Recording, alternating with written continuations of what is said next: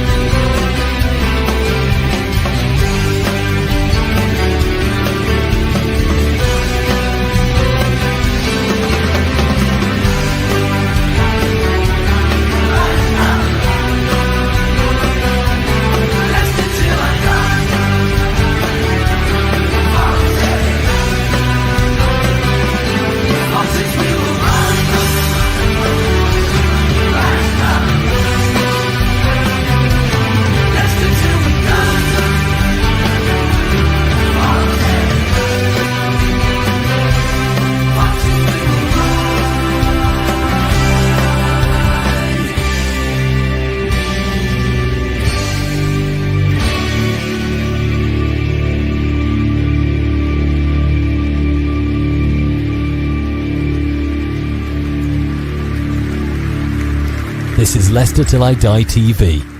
Watch and subscribe on YouTube and listen on your podcast platform. Good evening, good afternoon, good morning, good night, good day, goodbye, hello, wherever you are in the world. One of those will apply to you. This is LTID TV from Leicester Till I Die, fresh and straight over from having handbags at 5 paces with Manny on blue tinted glasses. Got to enjoy a bit of banter, haven't you? We just disagreed over a certain Ginger Mourinho. We'll leave it at that. Thank you for joining us. Joining with the chat. This is Project Reset, part 1. It's should we be looking at the youth moving forward? I mean, Monga didn't do too bad when he came on, and wasn't it nice to see a shirt with no sponsor on? I mean, I know financially we need those sponsors, but it was nice to see him. And of course, he couldn't have one at the logo sponsor on for legal reasons. The fact that he was underage. 15 years. What were you doing? What were you doing at 15 and a half years, eh? Yeah, I probably don't want to know with a lot of you, do I? I'm sure the term behind the bike sheds pops up in quite a few of them. I think Jack's nodding away. I think he knows, he knows. Look, we're going to be joined by Jack from The Final Whistle. And if you're not subscribed to that, why not? Do get over there. Great channel, The Final Whistle on YouTube and, of course, all social media outlets. We were also going to be joined by Ant. He is a little bit late, so we'll be starting without him. Hopefully he'll be able to pop on. He's just sorting out a few things for his partner and a bit of an accident. Hope she's okay. If you haven't read it yet, please get over to bbc.co.uk/Leicester City, where you can see my blog. It's my week this week. Top You Need to Act Now. I have never been so depressed writing anything about Leicester City as I did there. I was literally just to think we flew close to the sun and we enjoyed it, but where we've fallen to, and I know clubs have fallen further, Leeds, Portsmouth, etc. But please, how embarrassing are we becoming now? I've never been as ashamed of my team as I am right now. But let's get on with the show. It is City Chat. Let's talk Leicester and let's talk youth.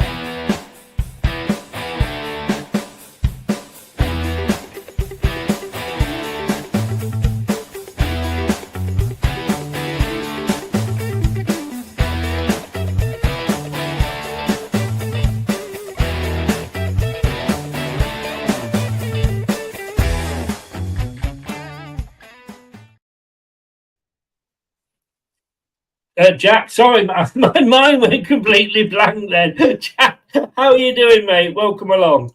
Yeah, I'm all right. Miserable this season, depressed. I'll probably end up in a nut home at the end of the season, but yeah, I'm good.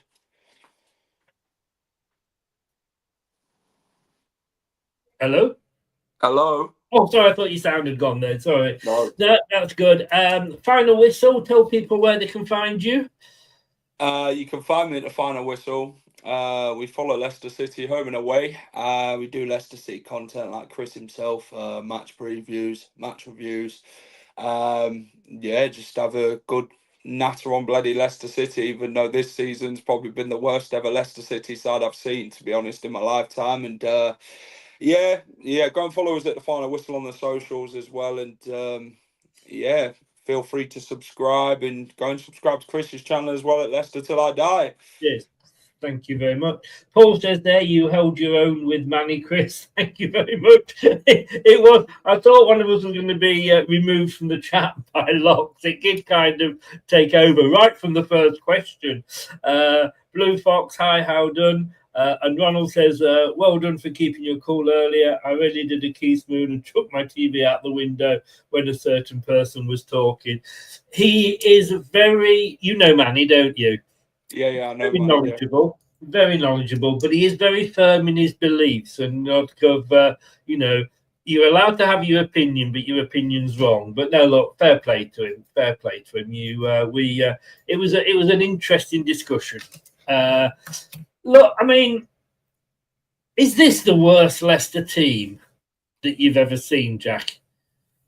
Yeah, it is.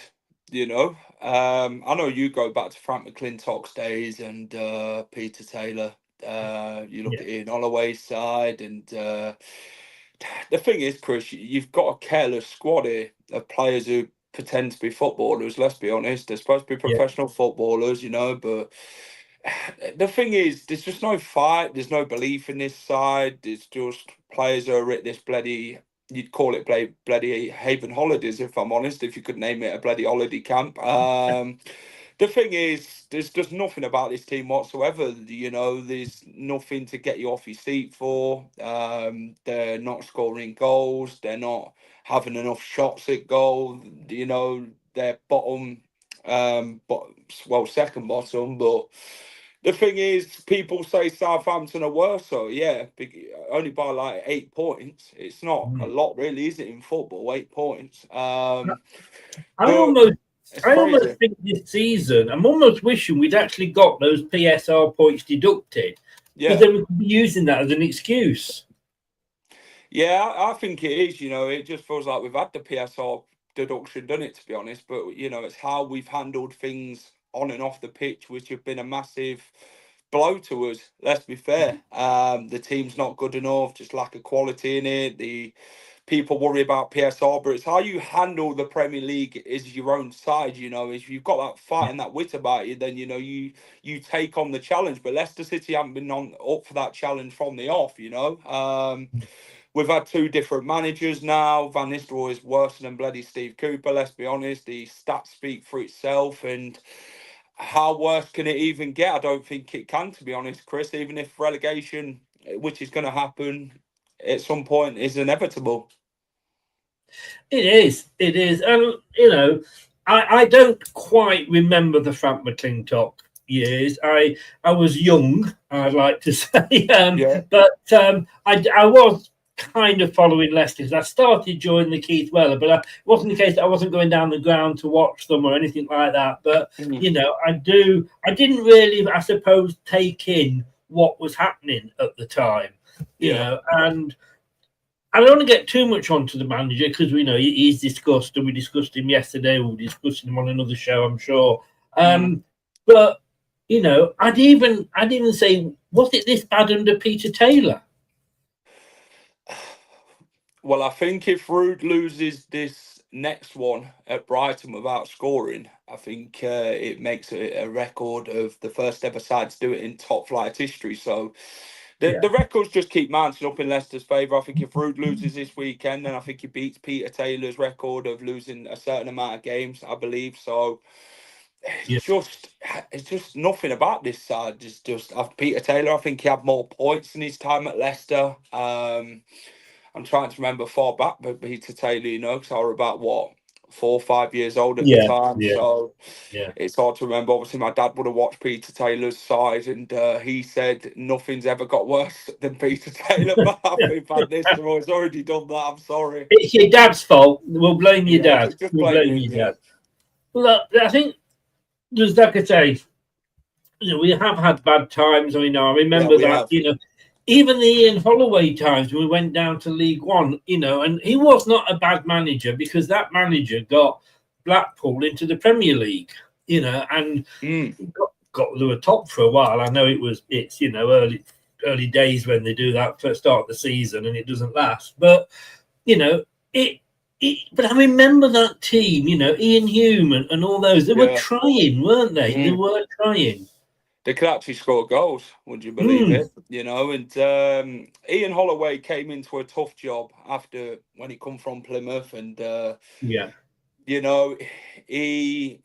The thing is, Leicester were up and down in the Championship, weren't they, Chris, for many years? It was just inevitable when we was actually going to go down, and when we did go down, it didn't done as good as a football club to go down, have that big reset, that big breather again, and think, you know what, we need a new plan here and going forward. And we did. We got up from League One after the relegation from the Championship, which is one of the oddest days in Leicester's history still to this day, and one of the worst memories. But the thing is, Holloway's side can score goals. Frank McClintock's side scores goals. Peter Taylor's side scored goals. This side isn't scoring. I think we've scored 25 goals all season in like 31 games in the Premier League. It's just embarrassing. There's so many things I'm seeing about how bad Southampton are and the worst team at this. And yes, they're the nobody's been relegated as early as Southampton have this season. But when I look at this, saying like they've conceded more goals at this stage than other teams, and I'm looking, and we're not that far behind them. That's the embarrassing thing. That by the end of the season, we could be bottom. Yeah, I won't be surprised, Chris, if we even was bottom, to be honest, how things have gone this season. Obviously, we've still got to play Southampton, haven't we, Chris? Exactly, yeah. And Wolves and Ipswich. That's the problem, I think since Leicester's last goal at home in the Premier League, which was December 2024 when Diggold Overeat scored, I think Southampton, I think they've sacked Ulrich out there, they've sacked Russell Martin. So I think Wolves have got Vitor Pereira in charge, haven't they? So it's crazy how things have changed. Totally mad.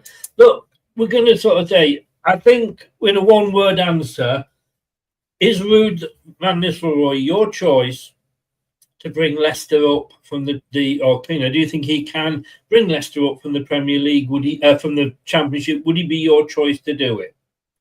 No, I'd have sacked him already, if I'm honest, Chris. I just don't think there's just nothing about him, are there? Let's be honest. I mean, we've took a massive gamble on him. People were saying, but he only managed 4 games. Yeah, but he beat Leicester twice, let's be honest. But he's not shown what he can do. I know he's not been backed in the January transfer window, which that's the club's fault. Let's be honest. They didn't back him, but you've still got a squad where you've got to get the best out of each individual. And I know it's been hard to do. But the thing is, you've got to change something as well with this squad, and he hasn't. He goes with the same team every week. He tries switching from a 4 to a 5, and it's still not working for him. He doesn't play players that he should be playing. He's sitting them on the bench like your Buonottis, your Ricardos, your Mavrodidis, and them types of players. And then he says, but I can bring the youth through. But he's not brought the youth through, has he? He's gave Jeremy Monga a few minutes. He's basically, I call him a bullshitter. He says what you want to hear. And then I think a decent manager, can't always work with the tools that he wants to, but he makes the best use of the tools that he's got. And when it's so obvious that things aren't working, then don't just keep doing it, or don't change A for B and do exactly the same. Change, play to your player's strengths, sort of thing. Very quickly, just before we move on from the manager, 15 years this August since King Power came in. You probably know the answer because you're very knowledgeable. Do you know how many managers we've had in that time? Jesus Christ, I don't think I've got enough bloody fingers on my hands to count. Well, I'll tell you, you haven't actually, because it's 11. So unless you come from Norfolk or Cornwall, you won't. It's 11 managers. Sorry, if anybody's from there, I'm sorry. Do you want to name all the managers, Chris? Yes. I do apologise. But look, 11, Ruud van Nistelrooy is the 11th manager. And when you look at, and Manny was sort of saying, like, well, we need to bring in a manager that's going to have a vision, thing. The thing is, when you're sacking managers at that level, I mean, let me just say this. We have had a new manager every 16.09 months. Mm. We have had a new manager every 1.34 years. Yeah. We have had a new manager every 490 days. And not one of those has walked out on us. Mm. The rest have been sacked. When Sven was sacked, we were sat in 13th place out of 24. Mm. Pearson was sacked at in the off season. Yeah.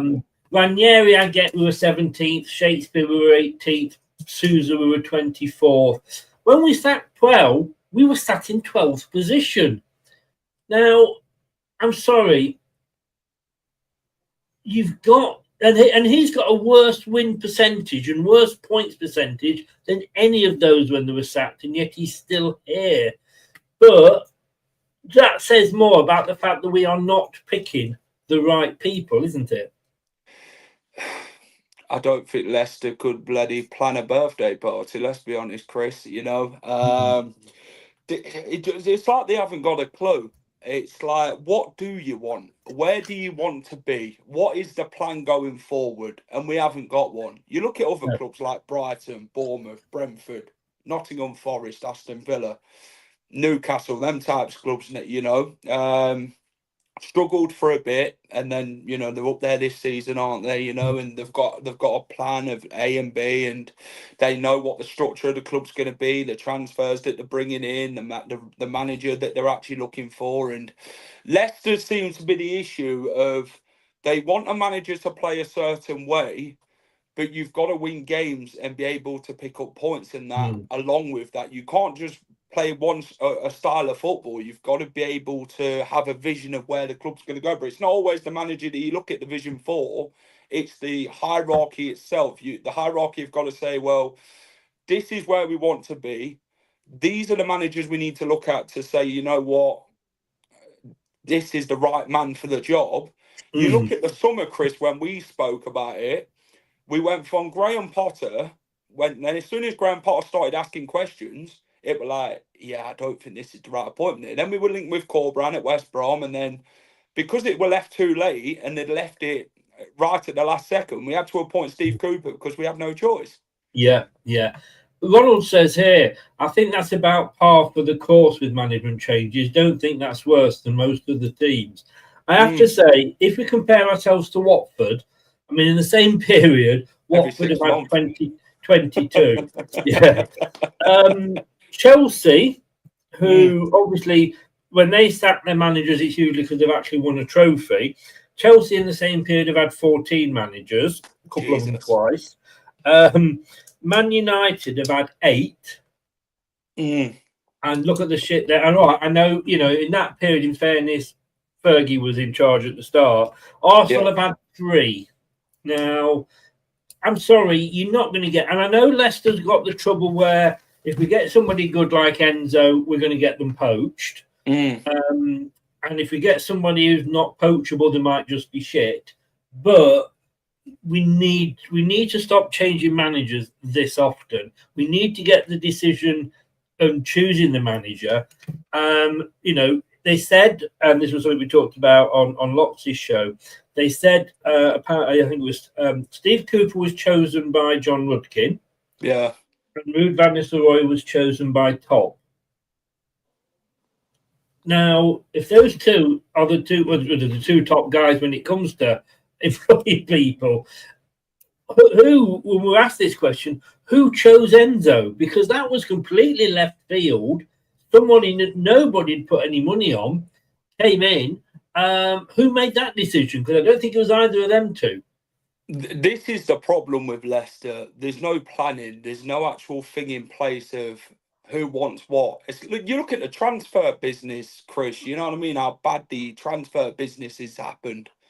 You know, for these last few years now, how bad things have got with the players that were brought in and how much money was spent on these players. You know, and it just shows a lack of incompetence by the club. You know, if Top's picking bloody Van Nistelrooy and John Rudkin's picking Steve Cooper, like where's the communication? Because surely in that sort of period after Steve Cooper had got sacked, surely there were better CVs than Van Nistelrooy at that point, of people who have been a lot more in the game, who you could have appointed, who's probably been in a relegation battle or someone like that, and then they've just gone, you know what, Van Nistelrooy's beat us twice this season, he's done well in 4 games at Man United, maybe he's the man. But then this is just panic appointments again. You know, they've not had time to really.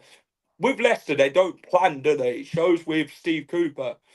You know, after they sacked him, they didn't know who they wanted. You look at other teams; they'll actually know who they want lined up to come in. But Leicester just haven't. They're just taking months and months to even replace a manager because they haven't got a clue who they want. They might as well pick Barry Evans off EastEnders or bloody Roy Cropper off Coronation Street. You get what I mean? It's got to that point. All right. Well, look, let's start talking about the reason we are here, and that's the youngsters. And he's here. Anthony, good evening, sir.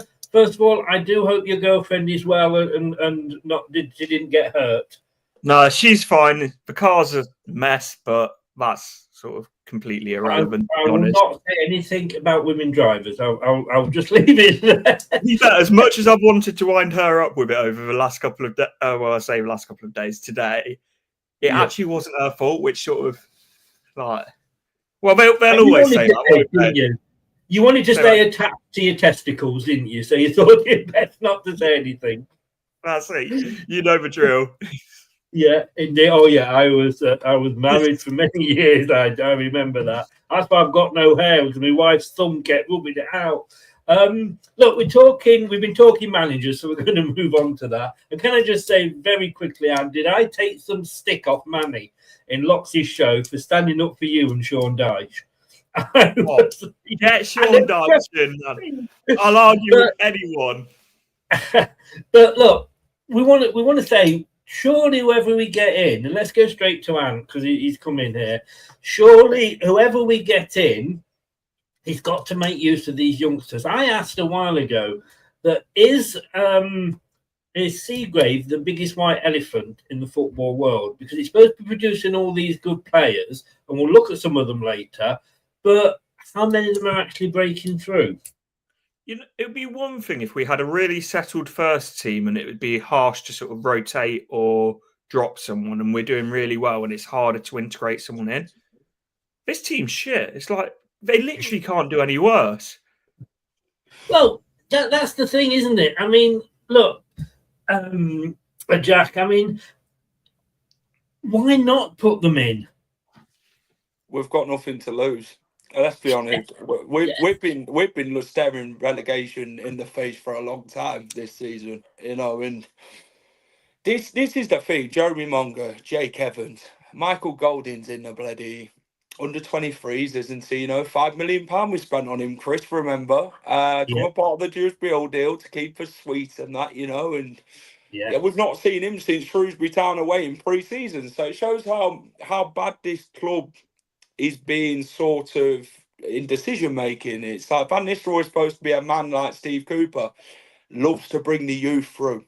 Well, show you actually want to do it then. It's like we forced the hand to play Jeremy Monga. We forced the hand because the fans wanted him to play that much and they wanted to see what he was about. And this is the problem with Leicester. You know, they've got so many good players in the youth. We always let them go, because we don't bring them through enough. And this has been the issue. We spend so much money on wasted players from other clubs who clubs want to get rid of, rather than, you know what, we've got grassroots players in there who are well good in the under 23s. And, you know, you look at our previous years, Barnes, Dewsbury Hall, and players like that who we've brought through. You know, you've got Ben Nelson at Oxford at the minute. You've got Will Alves at Cardiff. You've got Sammy Braybrook, who's still at the club.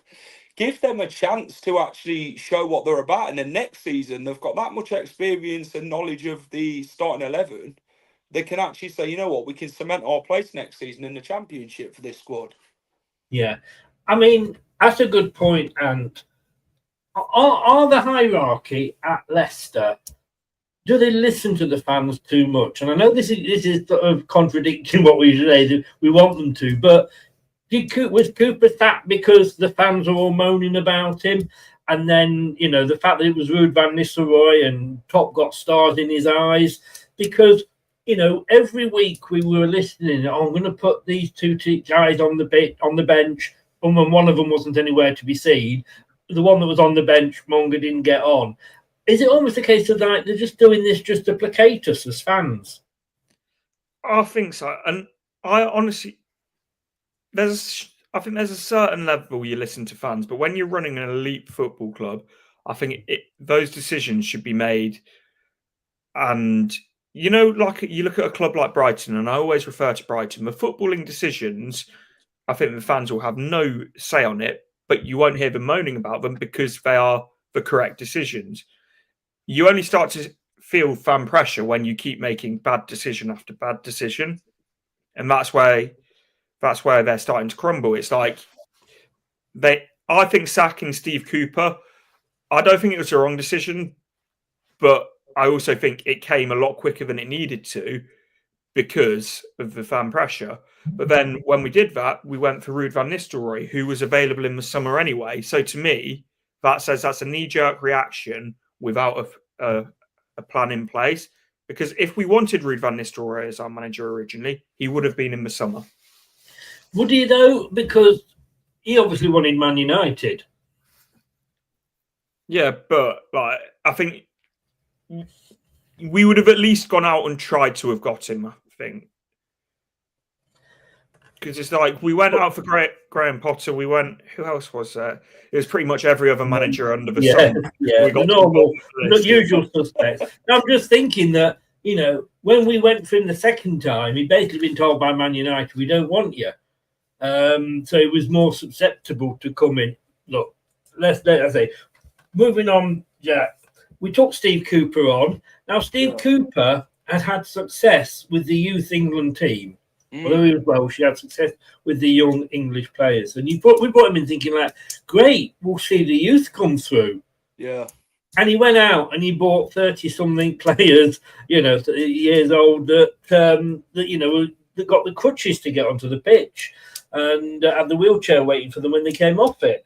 And somebody said yesterday, as a possibility, Lee Carsley, who obviously had been, you know, dealing with the English youth as well. But that doesn't mean that they're necessarily going to bring the youth players through.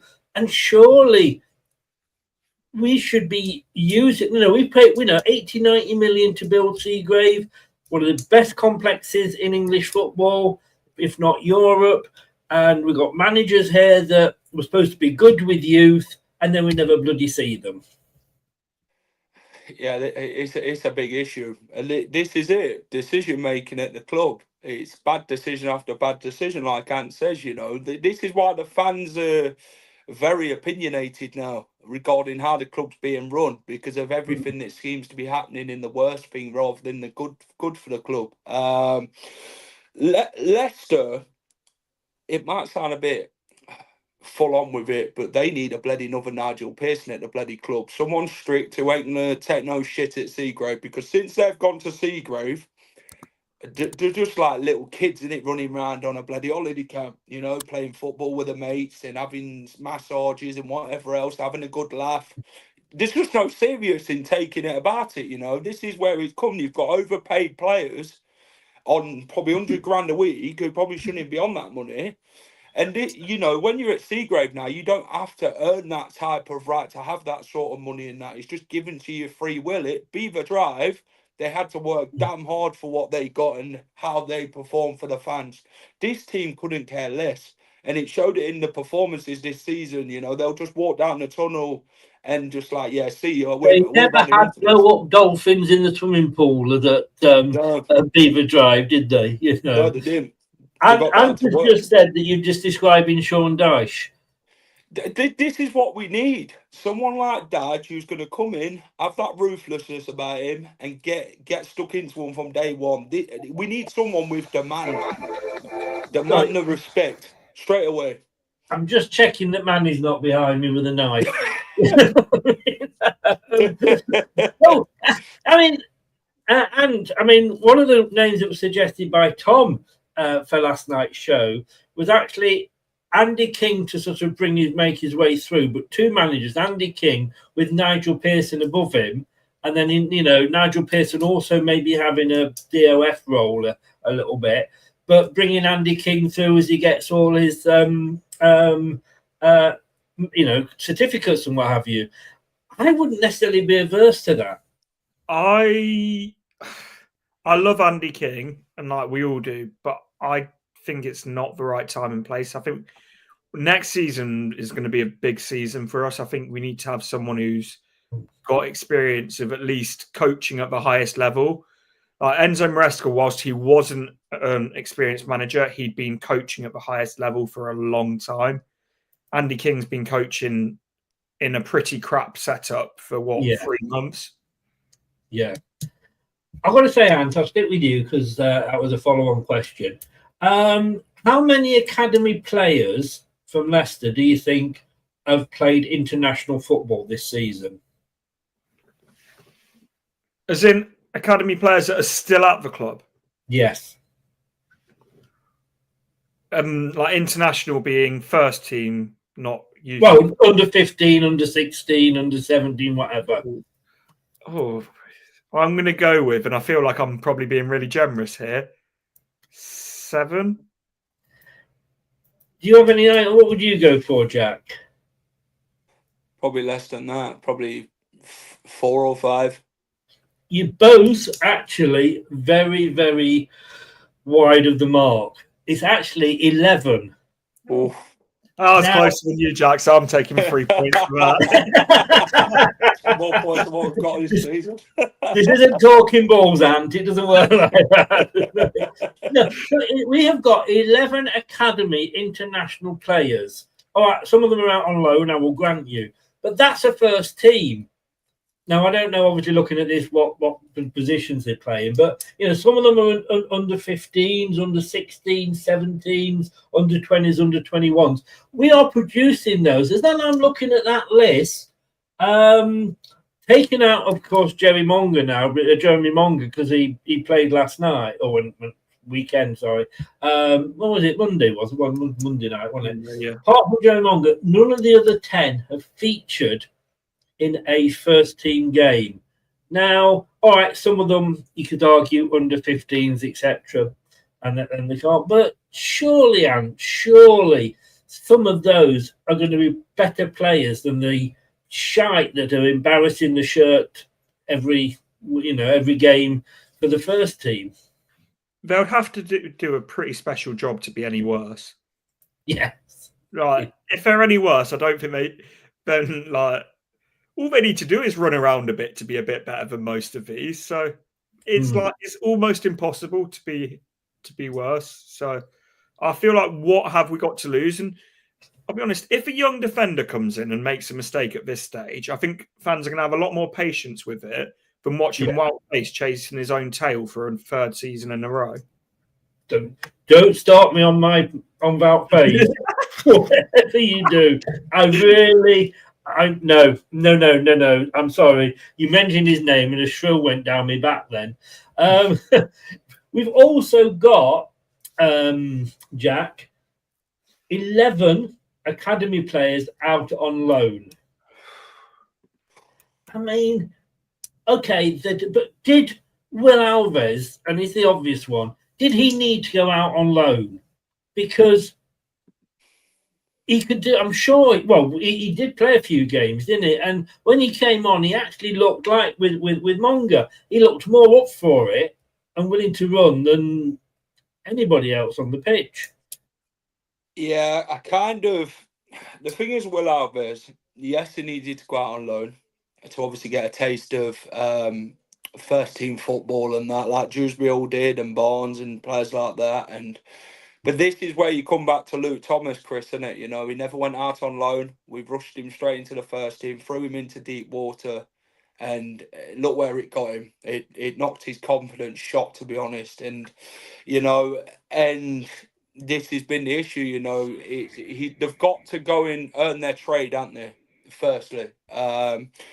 Barnes did that. He come back from West Brom and then turned fantastic player. Dewsbury Hall went to Luton, Blackpool, them types of teams. And, you know, well, Luton's player of the season, Dewsbury Hall, and won many of awards there. And they didn't want to get rid of him or send him back to Leicester. And then he did well for us. So they've got to, of course, earn the trade. Obviously, Will Alves will have a lot of experience in the Championship, having played for Cardiff this season, which is good. And Ben Nelson's having a very good style of play at Oxford as well, and he seems to be impressing game by game. So that's a massive positive for the report for Leicester next season. Say, you know what, if them two are doing it for them clubs out on loan, they'll do it for us next season. But I agree with what Ronald says about you've got to have experienced players around them. Of course you have for any team. You can't just throw 11 youngsters into a team. Yeah, but we've got those, haven't we? You know, yeah. We've got Mavadidi. We'll have Fataru back. They're young, but they've got experience. You know, you've got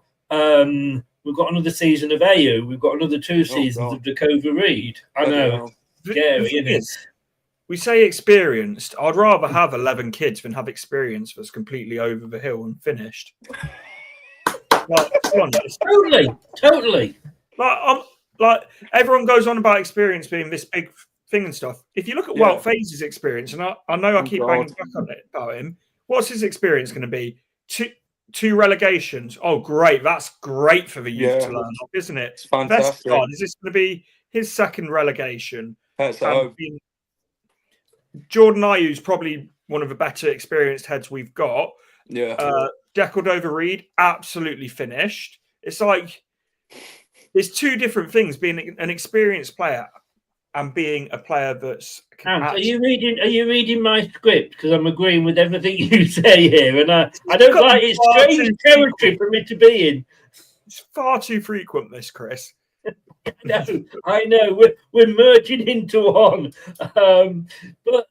So we had 11 international players. We've got 11 players out on loan. So you probably, that's 22, I know, but you've probably got about 15 because some of the younger players haven't gone out on loan, etc. And then when you look at Leicester City Academy products in the first team, 24-25, it's 4. Is that Luke Thomas, Casey McAteer, Will Alves, and now Jeremy Monga. Wow. That's embarrassing, isn't it? That's a joke. Look, Jack, we've got 9 games left now or 8 games till the end of the season. Is it 7? 7. 7, for fuck's sake, it's worse than I thought. we've got 7 games left till the end of the season. It won't happen under Rude because I tell you, I honestly think the Monga thing was just to placate the fans. Every time. Although a lot had left by the time he came on. But for those 7 games, surely, not only does it give, because you can say to the youngsters, we're down anyway. I know we're not mathematically, but we are down. The fat lady's on the 3rd verse now. She's well away. So we're down. So I don't want you necessarily to prove anything to me as such. I want you to just go out and enjoy the game, you know, have a go, see what you can do, and drop the big names to the bench and say, fuck off, get off the pitch. You're not doing anything for us. Let's have a look. And if these youngsters actually come back with a goal and a point, that will show. It just gets me so annoyed. But that's what, to my mind, that's what should be happening. Yeah, these young players will wear the shirt with pride. Ruud van Nistelrooy spoke about it, Annie Chris, in games before where he says, yeah, but we've got to have pride about us. Well, you ain't been wearing the shirt all season. You ain't been giving it 100%, you know. These young players will. They're hungry. They want a challenge. They want to thrive. They want to succeed. Give them the opportunity. We're down to the Championship now. I know we ain't got the all next one, but it doesn't matter. Give them an opportunity. The fans are crying out for it. The Mongers. Bring Jake Evans in. We might score a goal if Jake Evans is up front, to be honest. He'd probably do more than what Patson Daka's done. And then you've got other players like Braybrook who can play a midfield role, and then you've got players like Casey McAteer, who's still young and he's still learning, and he won't be a bad bloody shout, to be fair. But it just feels like a lot of players are falling out with whatever's going on at Seagrave. Harry Winks, Vestergaard, Oliver Skip's not being seen as he at all, and we spent bloody nearly, what was it, £20 million plus add-on for him. So yeah, it's a big issue, isn't it, when you've only got 4 of the younger players coming into this squad. It's a joke. You look at other teams, Chris, they're giving these youngsters a real chance, and look how good they are. Look at Arsenal. Is it the Arsenal left back, is it, or is it the right back, the one who played for England? I'm not sure. I can't remember, but I think he scored in the last international game. Yeah. I always say if Wayne Rooney was playing at Leicester, not Everton, he still wouldn't have broken through now. Locks, you should be in bed. I thought you had a 9 p.m. curfew with the missus. Manny versus Anthony Shorndike debate show. What we saying? I did my best. Sign me up. The man. I couldn't do what the man himself does. I'd buy a ticket for that. I tell you, not just watch it. I'd buy a ticket for that. We changed the setup with the under-21s where we used age-appropriate players, moving the 18s up and getting the players over age out on loan. Stilko Thomas has been on loan at Wigan Athletic. He can play right wing and left wing. Another player who can come into the squad next season. And Manny, I'm coming for you, Ant. I'm coming. Sign me up. I softened him up for you, Ant. You get in there and knock him out. And not in a Tottenham kind of way. Fair play, Manny. Fair play to you. No cameras or microphone after 9 p.m. Staring the potted Manny is allowed, though. Fair play. Look, do you remember a couple of seasons ago, and it was COVID, I think, when we played Watford in the FA Cup, and I think we had about 3 or 4 youngsters in because there was players that were off ill or whatever, and we beat Watford, who were then a Premier League team. I think it was 4-0, 4-1. And then Nottingham Forest in the next round, and we brought all the big guns back, and they stuffed us 4-1. I mean, when you put Monga on the pitch, it was one of the few times we actually got the ball to the byline, and that was with him. Yeah, it's like a lot of the young players, and like it's a bit of a cliche, but it's true, will be fearless, and it's like, I don't care if our players are making mistakes. I just want to see them try and have a go.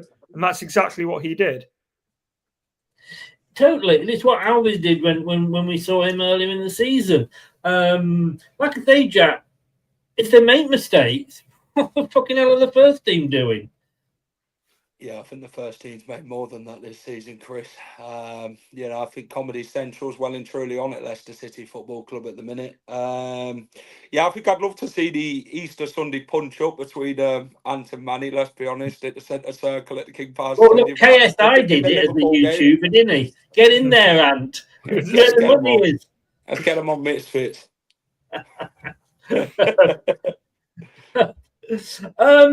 Look, next year, Ant, we're going to be relegated. We know we are. So next season, it's coming on. We don't know what the EFL are going to try and throw at us. We could have management plans, transfer embargoes, points deductions. Now, if there is a transfer embargo, that surely then would be the ideal opportunity for the manager to start bringing these players through. Look what Frank Lampard did at Chelsea when they had the transfer embargo. He brought players through. You'd think logically, yes, but I've been thinking the same thing to most of this season. Like logically, there should be a chance for him to get in the team now. But I hope that's the way that we do go. But I've just got this awful feeling that we're just going to try and go for like the championship experienced route and try and get out of it that way. It's Yes. like if we do that, there's absolutely no long-term vision to it. It's get out of the championship as quickly as you can and yo-yo between the two. Yeah. So I would rather see us properly rebuild and build a young team that maybe don't get out of the championship first go or even second go, but actually build for the future instead of just do what we did last time where we came straight back up, weren't really ready because the transfer business in the summer was horrendous, and just go back down. It's like, I think we need to completely like drain the swamp of the players that aren't good enough and the players that aren't going to be part of the future. Yeah. I'm just saying there that half-time boxing show in the centre circle would be brilliant. I don't think it'd have quite the same effect as the Super Bowl half-time entertainment, but it could be Leicester's equivalent. I've got that in my mind now. I can't. I'm going to be going to bed with that, unfortunately. Let me come back. Let me ask you then, Jack. Something that Ant said there. Would we be better off? And this is a rhetorical question, I guess, but would we be better off than not getting straight promotion back up? Yeah. I know the financial side is where the money is in the Premier League, but like you've got to do what's fit for purpose to this club. We need a massive reset, a massive overhaul, a massive fire sale in the summer. Get rid of these overpaid chances, in my opinion. The Fasses, them types of players who were not good enough. They don't want to be at the club, so why should we even bother bloody hiring them anymore? Just get rid of them to someone else. But then the massive problem is, Chris, with Leicester, we've gave them that much of big wages. Other clubs ain't going to pay it. But the thing is, a few years in the Championship wouldn't be too bad for Leicester, to get these younger players in the squad. To give us a more we've got to stabilise the club again. We need to change people in the board who have gone stale and that should we call it, but we've got to make the right decisions and quick now going forward as a club, because if we don't, it's going to get even worse than it already has. I mean, Manny made the point earlier that it needs to be a project rather than just getting somebody in short term. He wants a manager to come in that's going to do the project. If we do get promoted, Anne, the chances are on current things we will probably come straight back down again. You're going to get parachute payments for 3 seasons unless they change the rules. So why not, like Jack says, why not maybe not come straight? I mean, no, if we come straight back up, we come straight back up, but it wouldn't be the end of the world if we don't, would it? And then it would give those youngsters who hopefully we've blooded that give them an extra season at the Championship level. I think if we go, there's 2 ways to look at it. Financially, like obviously it is much better for a club to get straight back up, as Jack mentioned. I also do think though, if we go down the route of an experienced team next year, then if we don't get back up first time, it's a complete waste of time. So it's only if we go down a route of young players and like a youthful team. We don't have many players actually that are out on loan that names spring to mind. That most of them are out on loan, which I suppose is a good thing. Problem is, at the end of this season, the only players whose contracts are up in 2025 this year is Vardy, Everson, Ward, and then a couple of loan signings. So there's only actually 3 players. Please, Danny Ward, go. I think Everson, I'd like to see. Sorry, did I say that out loud? I'm really sorry. Everson, I hope, would sign a deal because I think he's going to be out number 2. Jamie Vardy, and I'll ask the same question to you both. So I'll come to you first, Jack. Jamie Vardy needs to go now, doesn't he? And then it's going to give the youngsters, because while he's still hanging around, these youngsters aren't really going to get a chance, are they? It's a difficult one with Vardy, isn't it? it's going to be sad when he does leave, isn't it? You know, it's preparing yourself for them type of things. You know, he's been at the club 13 years, and you know, the love for him and the attachment to the club is what keeps him here, isn't it? You know, and the guy's done so much for this football club, and I don't know. It's been a difficult season for him as a player, you know, to go through these motions again. You know, I don't think he'd ever thought it would happen after last season with coming back up, but it has, and it's been a massive struggle for him. You could see the pain in his face after each game when we do lose, and then he's thinking to yourself, yeah, it's not good, is it? But there's so much care for him, so much love. Obviously, he's the biggest paid player at the football club, isn't he? And obviously, we need to reduce the wages quite drastically now, don't we, going into the Championship? Because I think you can only have so much in wages, can't you, Chris, when you go into the second division? And Vardy, we've never had anyone better than him, have we? This has been the massive issue with Leicester. We've never either brought someone through or we've spent money on who's been good enough to step up for him. And, you know, we need a better number 9 in the summer then if we are to depart with him, because he's out of contract, isn't he? And I think he's going to make his future. Well, this is the thing, he's out of the contract. Would you renew it? And, you know, you say that, you know, we need a new one. Nobody's been able to come through because he's always been there. And let's be honest with you, up until this season, he's been, you know, pretty decent, hasn't he? Yeah, and like I think it's one of those that it's got to be, and like you've got to take the sentimental side of it out of it. It's like we all love Vardy, rightly so. He's been one of, if not our greatest ever player.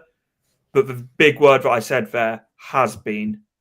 Yeah. Like you can't keep holding on to what he was. Yeah. And like expect him to still produce that. And like it has made me laugh a lot this year that people going, poor Vardy, this, that, and the other, as if he's not like missing chances, as if he's not like getting physically bullied by centre backs pretty much every week.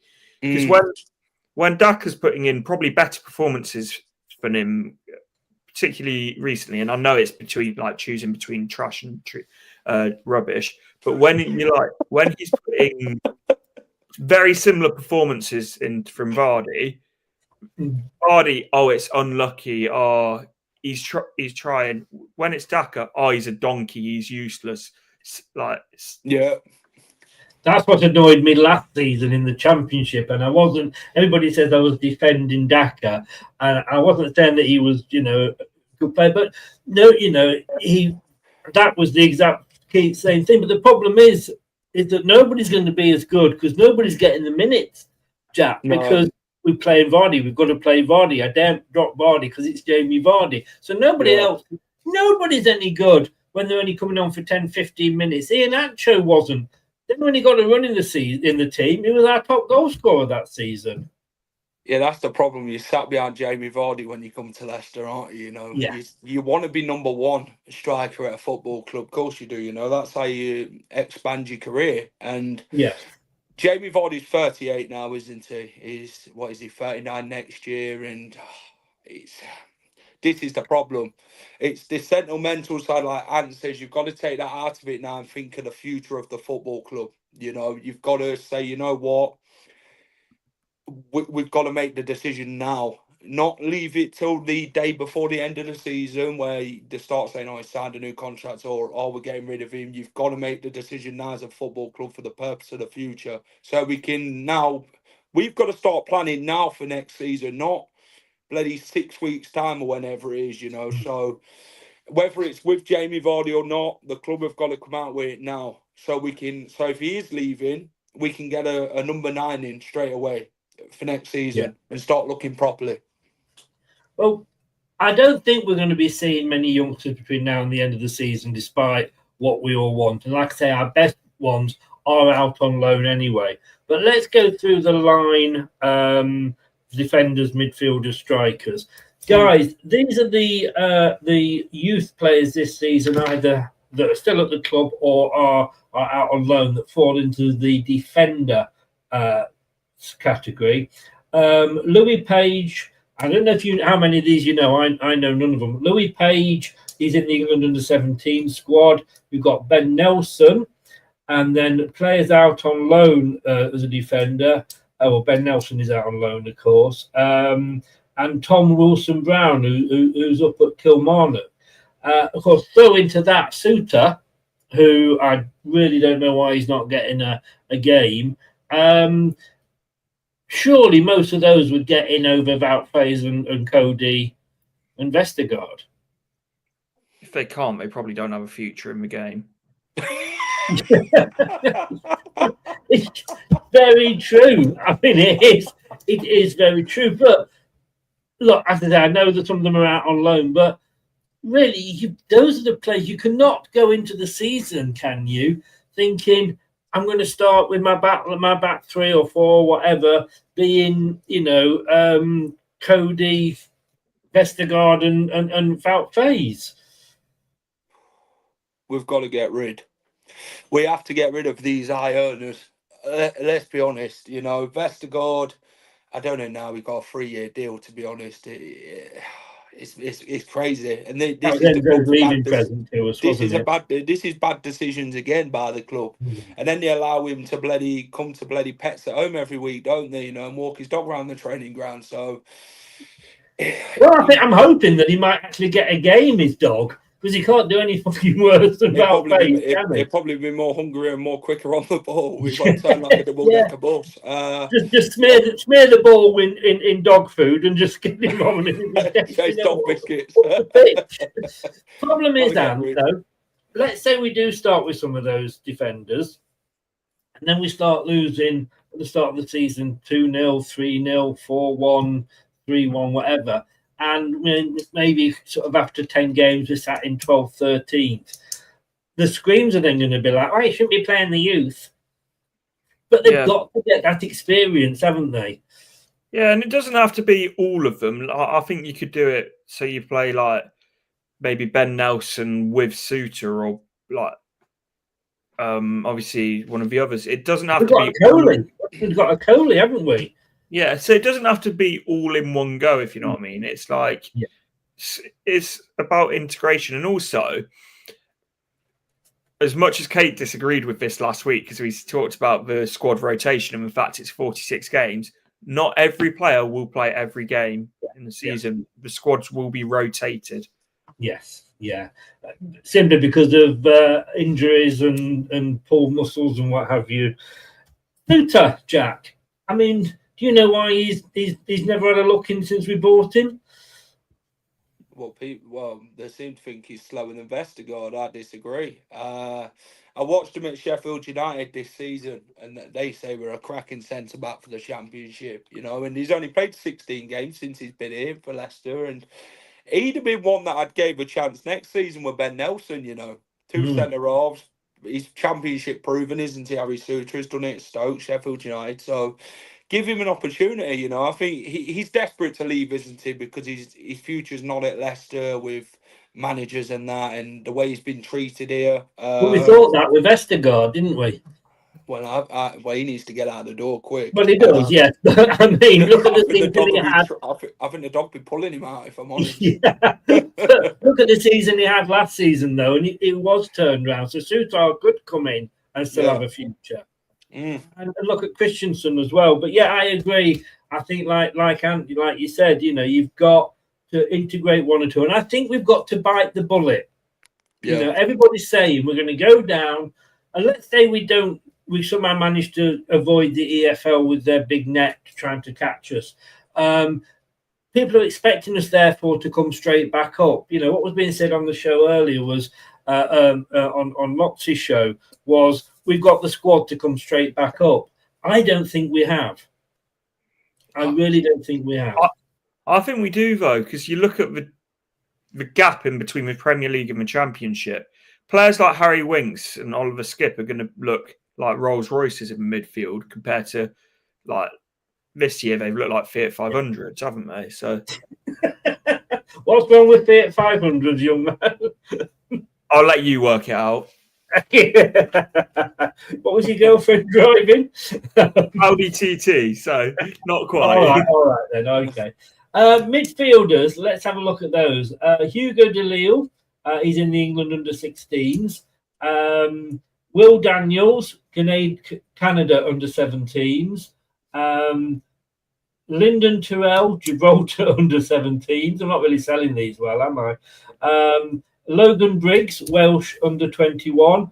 And then if you're going into the sort of loan players, you've got Braybrook, you've got Brendan Cover, you've got Will Alves, as we know, and Oliver Ewing. When you look at those names, and obviously we a lot of those later names, Jack, we knew. I'm looking at that and thinking we can't afford not to start integrating these players in. You've got to do it now. Pre-season's going to be massive for these players to get integrated into the side, to play with these players for next season. Braybrook hasn't really been mentioned as such since coming back from Scotland, has he? I think that loan wasn't as great as he'd expected. Was he not injured, I think, though, as well? I'm not sure. Will Alves, quite perfectly how he's going at Cardiff. Yeah. They don't want to send him back to Leicester. So that says as much as it should. Brandon Cover, didn't he go to, was it Port Vale or somewhere? Fleetwood. I know he was at Port Vale before. But yeah, he's doing bits. Maybe he's the one that we could look at in pre-season as well. Like Ant says, you've got to integrate a few of them. Not a lot of them, just a few of them at a time. Don't just do everything all at once. And this is what the club's situation is. They'll start panicking and pressing that bloody red button down as many times as Simon Cowell does at bloody Britain's Got Talent. Well, this is it, isn't it? This is it. But there's names in there that we've seen. We've seen Sammy Braybrook. We've seen Will Alves. There are names. Excuse me. There are names that are not out there that deserve the chance. And like you say, not kicking out all the baby with the bathwater. And like we know that Winks was a lot better in the Championship, and probably, like you say, Skip will be as well. But you can't. If we risk losing these players by not at least giving them a chance and showing them that there's some way of getting through, that's the future, isn't it? That's the future of the club that we're strangling. Yeah, 100%. And particularly with, like the FFP rules as well.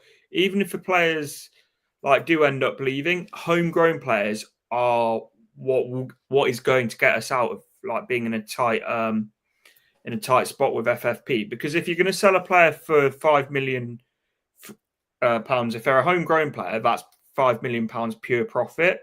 Whereas if you've sell a player that you've brought in and then sell them for £5 million, it doesn't work out as £5 million profit. Of course, I'll come on to Malice's comment first, but Jack, in a second. Jack. Yeah. Of course, the one name I'd left off there, and that was Golding. I think he's had a few injuries, I think that's maybe what it is. But the thing is, why sign him if you're not going to do anything with him? I mean, £5 million is what we spent on him, and £5 million is a bit in it when you look at it. It probably could have gone towards another player in the summer. But to put him in the under-23s and just leave him there and not even experience him in cup games this season or anything like that, I think it shows a lot of how disappointing things have gone this season with the recruitment in the squad and that. We've kept with the same players time and time again who have been letting us down all season rather than trying something new. And this is where the fans have been frustrated with Rude, haven't they? He's not been experimenting. Now he's just left it and keeps picking the bloody same 11 for bloody every single week. And you're thinking, well, nothing's going to change. So you might as well try a Golding or someone like that to see, what can they actually offer for this squad if you are to go forward next season, because it's about planning now. I think Chelsea actually had him on the bench and maybe got him on the pitch a bit as well. And in reply to you, Manny says, what's the point with Skip and Winks? Even if they get us up, they couldn't keep us up. I wholeheartedly agree with what Manny's saying, but I think we can't just rebuild the squad in one window, and I think there's much more sort of priority positions. But I think when we get back to the Premier League, we should be looking to upgrade that, and if not before. But saying that, I'd be looking at the defence. I'd be looking at our attacking options before the midfield, because whilst I don't think they're Premier League level, I think they're both top-end Championship players. Yeah. Yeah, I'd agree. And they probably, I mean, everybody, I said this earlier, I don't know, am I missing something with Skip? Because everybody's saying how awful he is, but how much has he played this season? I haven't seen it. I honestly don't think I've seen enough of him to make a fair opinion of him. Yeah, that's my point. I mean, surely he couldn't be any worse than Sumari, could he? Jesus Christ. That's pulling a lever, that is, Chris. The thing is with Skip, he's not Premier League level. You know, he did well at Norwich when he was there in the Championship for them, under, I think it was Daniel Farker at the time. And, you know, he's a bang average Championship player at best for me. I think, you know, he's not Premier League level. I think he knows he's not Premier League level now. He's levels the Championship. I think maybe he offers something in the Championship, but that £20 million price tag is going to haunt him for probably the rest of his career, to be honest, because he's probably about a £6 million player, £7 million, and 20 million quid. It's one of the biggest rip-offs since rip-off on Britain. Do you know what I mean? So, yeah. I don't know. It's where we actually do with these type of players, because they're on the wage problems, the massive sort of scenario with our turnover. 101.6% gone on wages. So they've got to really dig it out this summer and start fresh. Yeah. I'm looking here that they've actually looking now at the forwards. They've got Will Alves down as a forward, but I wouldn't agree with that. So you've got Chris Popov, who is a Welsh under-21 player. We've got Danny Motzi, he's an under-15 Englishman. We know Jeremy Monga. We've then got Silko Thomas, who's at Wigan. Amani Richards, is it? At Exeter. Popov at Barrow, like we say. Marcel, he's at the Graafschap. Have to be careful how I said that. So again, there's a few forwards there. I mean, do any of them sort of get you excited in the nicest possible way? Alves, Nelson, I think they're the obvious ones. I think there may be Braybrook, but it's Braybrook's a difficult one, because a few years ago he was so highly rated. He's gone up to Scotland. It hasn't worked. But I also think sometimes, you know, the loan moves that don't work, you can learn as much about yourself compared to when everything goes fantastically. So he would probably be in that conversation. Then could Brandon Cover be a rotation option at right back potentially? Who's that youngster that we had? And I think he got onto the team sheet a few times on the subs bench, from Villa. Oh, he's at Tamworth, isn't he now? And I can't remember what his name is. No, because he's not on the list. But he was kind of hailed as the next best thing. I know exactly who you mean, and I can't think of his name. No, I can't either. So we won't worry too. But you know, there's another option. You know, we just I thought somebody told me then, but they hadn't. And as Rai said here, we have a Nathan Opoku as well. He's just come back from injury. He's obviously playing at OH Leuven, who have just a player that we were interested in the summer has, I think, just gone to the German league. I mean, surely if he was going to be any good, I know he's had his injuries, but Jack would have had him back by now, wouldn't we? Yeah, injuries is a big thing when you talk about Leicester City and bloody Seagravery's bloody called medical bloody payouts and whatever. Opoku, when I talk to OH Leuven fans, an OH Leuven fan who I talk to quite well, he says Opoku were good before his injury. He's still young though and still learning. This is the thing, and the thing is they've got to do something with him. Obviously, he's in the under-23s now, isn't he? You know, getting fit and that again. So yeah, let's see what he can offer in pre-season. But, you know, like Ant says, Will Alves and Ben Nelson are really the ones that you can really look at and say, you know what, they've been trialled in the Championship and they've done well. Others, it's taking risks. And, you know, we can't keep doing that as a club and expecting it to work out. You know, we've made more mistakes than bloody people cheating on the missus or something like that. So, I've just Reiki, is it pronounced? R-A-I-K-H-Y? Yeah. So yeah, all this potential, but again, are we starting it? Very good point. Very quickly, just to round things off, what that Manny said there. We do need to sell players, and I think obviously, you know, we're going to have this PSR thing again. Look, we all know. I very much doubt we'll have Mads with us next season. But I really do hope that we're going to have Salarczyk as our number 1 and Iverson as our number 2. I think that they are. I don't think we're short in that department. But yeah, Manson's going to go.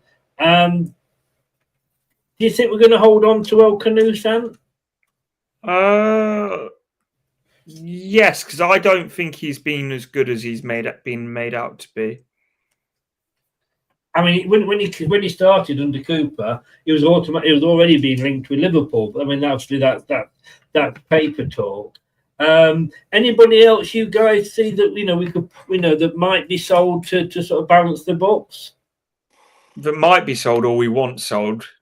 Well, we know we want to sell. If we go for who we want to be sold, if we go for who we want to be sold, we're going to have 4 players left, and the rest of them are going to be at a job centre. I did do a show actually the other week on people whose contracts were coming up and should we keep, sell, like a snog, marry, avoid sort of show. And I think we ended up with a 5-a-side team. We got rid of so many. But who do you think?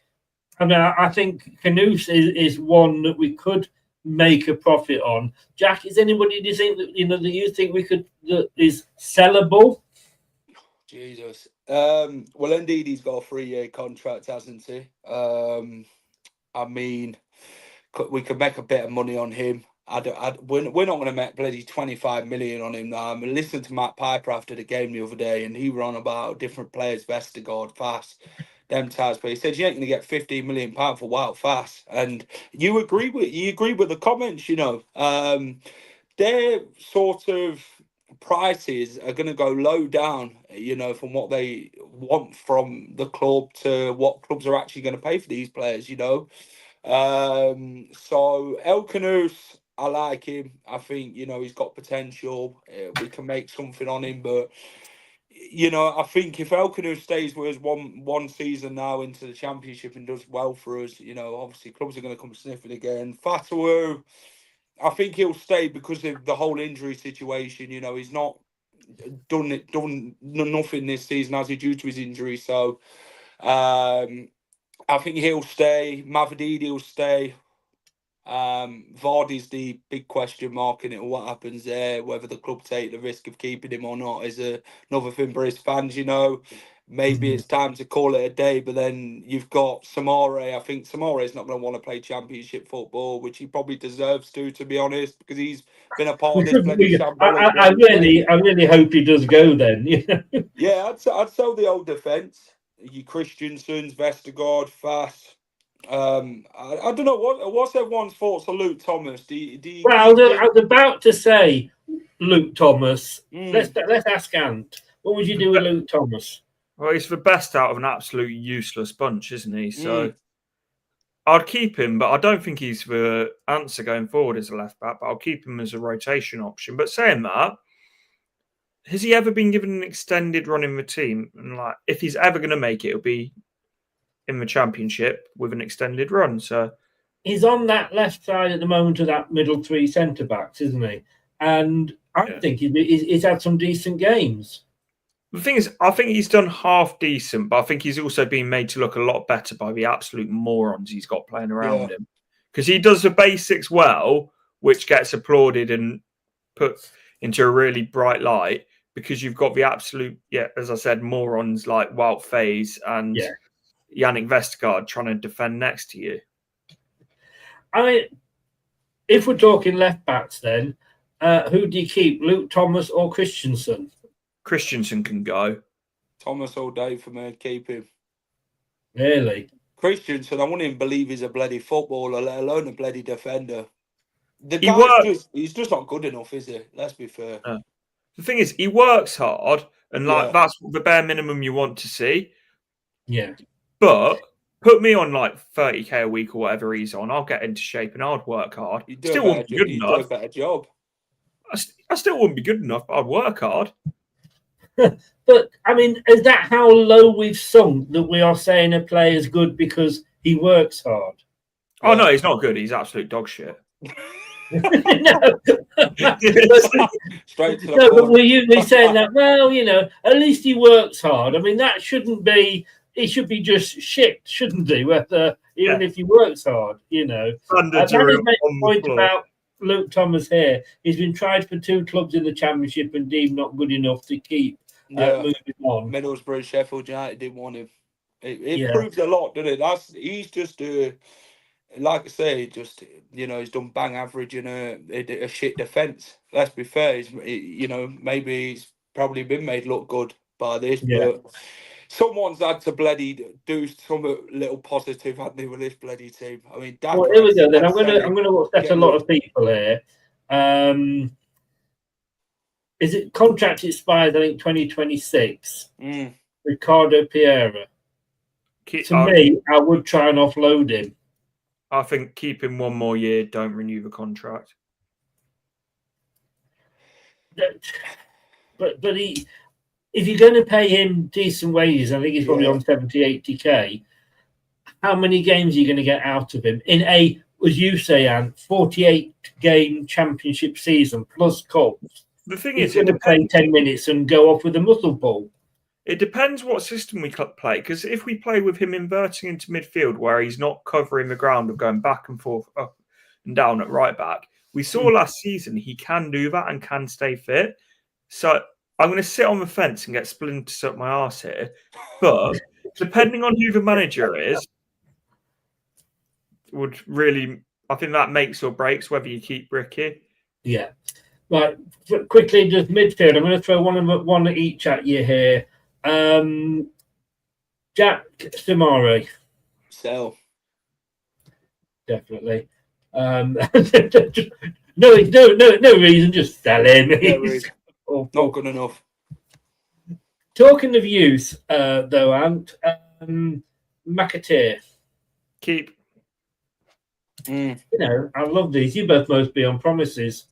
And finally, look, I know Ayew and Dakova Reed, I would try and sell. Ayew's only got a see. Out of those 2, I would keep Ayew.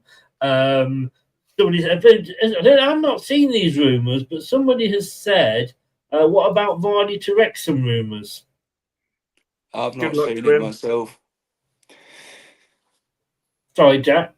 I've not seen that myself, but if Wrexham want to pay top dollar for him, feel free. No. Do you offer him a extended contract though? Yes or no? Very quickly. Last question. We've got to let him go at some point, haven't we? This is the thing. The club have got to find a future number 9 to fill his boots, and now's time to do so. I love him that much, Vardy. He's done many things for this football club. Sometimes we've just got to let things go, and it'd be a shame that we do, but the club have got to make the decision now.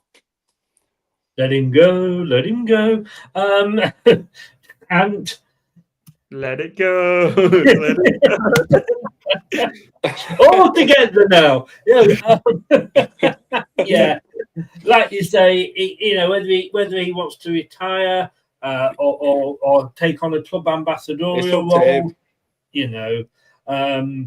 maybe stay on with the coaching role. But I think we've got to say, and it is just. But the problem we're going to have, guys, is for the next 3 or 4 strikers we get, all we're going to get is it's no Jamie Vardy, is he? It's exactly what we had for Mahrez, wasn't it? Any right winger that came in, it's not quite Mahrez. He's decent. He isn't quite Mahrez. Yes. Well, I say he's decent. For some of them, they really weren't. I'm being generous there. Diabate.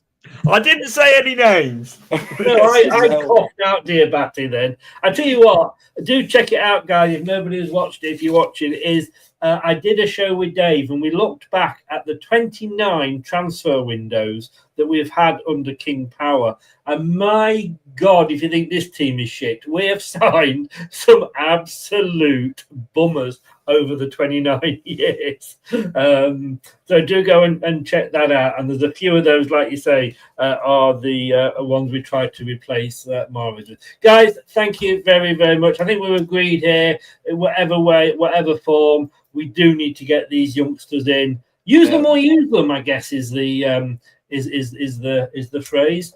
Jack, give a shout out for your channel. Yeah, go and follow us at The Final Whistle. Subscribe to the channel. We've got a preview out Friday for Brighton, so go and check that out. And I'll be at Brighton away at the weekend to go and watch us probably get dismantled again. Yeah, more depressing by the minute with Leicester City. But one thing we will be agreeing on, Chris, me, you and Ant will be there next season to watch the roller coaster ride all over again. I know it's bad. And I know you're not really doing much on your channel at the moment, but you have got something you would like to give a shout out to. Yes, so I am running the Tough Mudder in trying to raise money for Prostate Cancer UK. So any donations, any sort of support or help with that, sharing the link would be massively appreciated. The link is the pinned tweet on my Twitter page. So I will retweet that again, so it's the newest tweet as well. But any help with that would be massively appreciated. It's a charity for me that's sort of quite personal and quite close to my heart. It's what I lost my uncle from, and a lot of so I'm trying to do as much as I can to raise as much as I can for a fantastic cause. So guys, go and support that. It's a Just Giving page, is it? Yeah. Do go over there and look. If you put it out as a tweet, I'm sure Jack will as well, and I will retweet it for you as well. Go there and show your support. And I just want to see pictures of it. Just going at work today. There's this lad who keeps showing me his phone. It's like, if you see me, you're going to get electrocuted. You might drown. It's like, well, make the most of him, guys, while he's here. He may not be with us next season. But great cause. Retweet it, mate, and we'll retweet it for you as well. Jack, and thank you very, very much for coming on. Like you say, I think we're agreed that it should be Project Youth, but this is Leicester. We'll never know, will we? But thanks very much. Have a good night, guys, and I'll speak to you all soon. Take care. Thanks there to Ant, and thanks to Jack, and I'm sure we'll be back. Do go and check out the channels as well. Links in the description below. What are your guys? If you're watching this, what are your thoughts on Project Reset and the youth being given a chance? If you're watching this not live, add your comments below. Always grateful. And if you're listening via your favourite podcast platform, whatever that be, cheers, Manny. Take care. Aston Villa lost. Every cloud. And if you're listening via your favourite podcast platform, whatever that is, thank you very much. Like the show, subscribe to the channel, and share. It all helps us out. I'll be back tomorrow night at 7 with the prediction show, being as shit and as crap as ever, because I'm awful at it. But take care. I'll see you then at 7. Good night. Thanks for watching. These videos are tremendous. You better like them too, or I'll be back.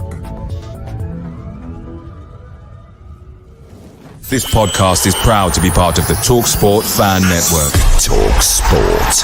Powered by fans. That will conclude this evening's entertainment.